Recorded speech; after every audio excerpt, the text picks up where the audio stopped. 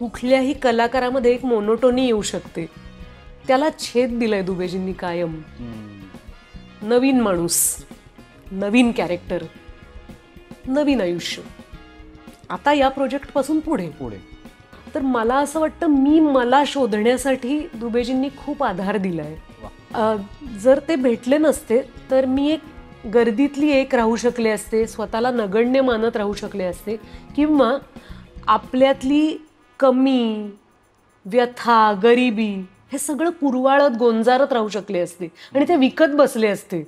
मला दुबेजींनी असं एकदा सांगितलं होतं, मला एकदा काहीतरी त्यांना सांगायचं होतं, तर त्या मला पाहिल्यावरच त्यांच्या लक्षात आलं असेल की भरून आलंय बहुतेक आभाळ आणि आता फुटणार आहे.